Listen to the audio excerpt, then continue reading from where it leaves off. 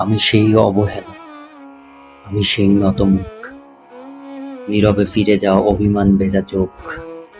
আমাকে গ্রহণ করো।